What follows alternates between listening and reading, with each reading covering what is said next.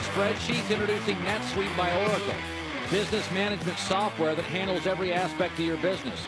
Get your free guide today, netsuite.com/herd. I was just thinking about this, Christine. Kentucky basketball is USC football. It's a glamour program that gets top recruits, and there's a ton of egos involved, and egos don't become industry leaders. Magic Johnson suppressed his ego to become a leader. Michael Jordan had an ego, but suppressed it to work on his defense and be a total player.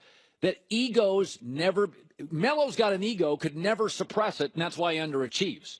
Steph Curry's got an ego, but suppresses it to be a great player. LeBron has the biggest ego out there. Constantly suppressing it. Come on. Constantly. I mean, every let's just be fair. Every great athlete has an ego. Ask yourself this. How can USC football and Kentucky have all these great recruits and all these great players, but you can tell a lot of the NFL story and the NBA story without their pro? Hold on. De'Aaron Fox is a Kentucky guy. No ego. I love him. No ego. But he's not a great player. Yes, he is. He's not a great player. He's a nice kid who could be a good player. Let's bring in Eddie House.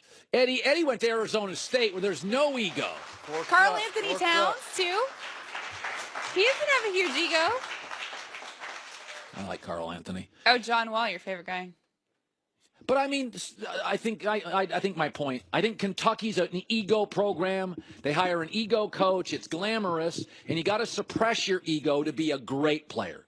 You got to be able to play with others and suppress it. And I think USC football deals with the same thing. The kids are #1 quarterback. Do you know what? USC's never had a single Super Bowl quarterback? How the hell is that possible? Because it's an ego program. They haven't had too many really good quarterbacks. Come on, Carson Palmer. That's about it. That's it. That's about it. Yeah. Okay, this whole LeBron to LA thing. When you're a guy that's played, you live in Los Angeles, do you buy it at all, or is it just ridiculous? I don't think he's going to do it. I mean, the more I started thinking about it, if he came to LA, if it was the Clippers or if it was the Lakers, okay, whichever franchise, they're not guaranteed to get to the finals. So I think that will taint his legacy more than him going to finals and losing them. At least he's getting to the finals. He might have an opportunity. He goes to the Lakers or the Clippers, they might get ousted in the second round. And then what does that do for him? By the way, the All-Star weekend, the guys played a little bit of defense, and my theory is because LeBron played defense. LeBron's like, fellas, this thing last year was bad. This is in L.A. Let's save the All-Star game. I honestly believe LeBron had a steal early in the game, kind of saying, let's cinch it up a little bit, guys. This thing last year was Hot Dog City. You think I'm crazy on that? No, I think it, but everybody bought in as well. You know, he could say it all he wants, but guys have to buy in and say, hey, you know what? We do have to put on a better show than what we're doing. Everybody's watching it. There's nothing else going on at this time. People are tuned in to watch some good basketball. They don't want to see Steph Curry lay on the ground and let somebody go and dunk on him.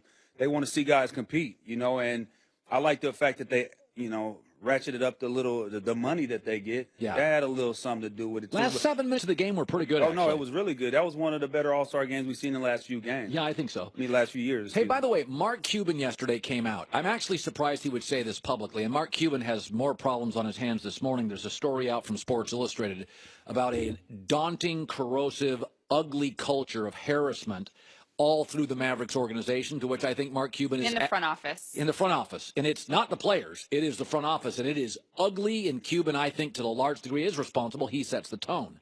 But yesterday, 2 days ago, he talked about on a podcast, I'm not sure why he said this publicly, he goes, you know, we tanked. And my theory on this whole tanking thing is, who the hell wants to go to a business that's tanking? Nobody. And the thing I don't like about it, too, like last year, I do work with the Phoenix Suns, and they tanked last year. They put Eric Bledsoe on the bench, then let him play to go get another 18, 19-year-old kid. So you're stockpiling 18, 19-year-old kids. Now, that's not going to help you in the NBA. You cannot put out 3 guys that are 21 or younger on the NBA basketball court and expect them to compete at a high level. It's just not going to get done. You mix and match. This is the good teams. They have veterans. They have guys that are in their prime. Mostly veterans with a couple young guys. And then maybe 1 or 2 very young guys that's sprinkled in there. And some guys that are in their prime. They have a mix it's a perfect mix. But like Phoenix, if they want to tank again, okay, they got Dragan Bender, 20 years old. They got Marquise Chris, 20 years old. Josh Jackson, 20 years old. Devin Booker, 21. You're not going anywhere. You're going to bring another 19, 21-year-old kid in? What are you doing? You know, it's interesting. I've said this for years. I said it at the other place I used to work, that I could never figure out why the Dallas Mavericks aren't better. There's no state tax, so I'm an NBA player. I can move to Dallas. It's right in the middle of the country. Nice so city. I never have a 7-hour flight. It's Chicago with better weather. It's right in the middle of the country, so for travel it's great. You get winter weather is not terrible. It ain't Cleveland. No state tax, and I'm a young guy. There's beautiful girls everywhere, beautiful women everywhere in Dallas. And by the way, the arena's downtown next to a Ritz-Carlton. Guys buy those condos at the Ritz-Carlton. You live downtown. It's a great life. And my theory on why Dallas can't get free agents is it's seen as a losing culture, that players don't trust it. And this is part of the whole Cuban tanking thing. It's like, why would I want to go to Philadelphia? The problem with the tanking, it's like, I'm an NBA veteran. I'm like, that's a losing business. The Lakers are bad. They didn't tank. Kobe left. Like, I don't know. How do you view the Dallas Mavericks? I hate them. They beat me in the Western Conference Finals when I was with the Suns, and when I was with the Heat, beat us in the finals. So I hate the Dallas Mavericks. So good for them to be sucking right now. You're not a Cuban fan either? No, Cuban is great. Cuban's great. He takes care of his players, and that's what you want from your owner. You want your owner to be engaged, but I don't like the fact that he come out and say, hey, let's lose games. Because I don't like the tanking fact for this reason, too.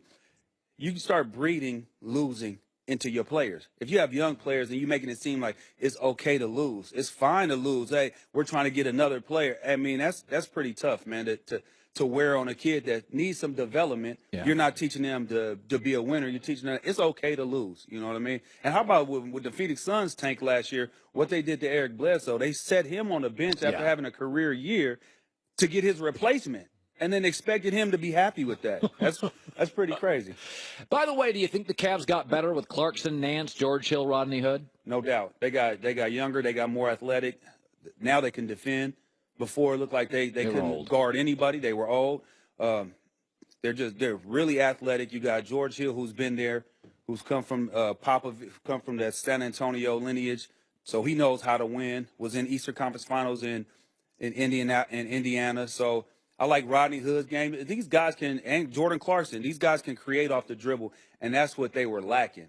Another guy that can create off the dribble, like Kyrie last year, was a guy that you could lean on to do that. Now you have like 3 guys that you could do it now that, you try to hope that those 3 can give you what Kyrie did.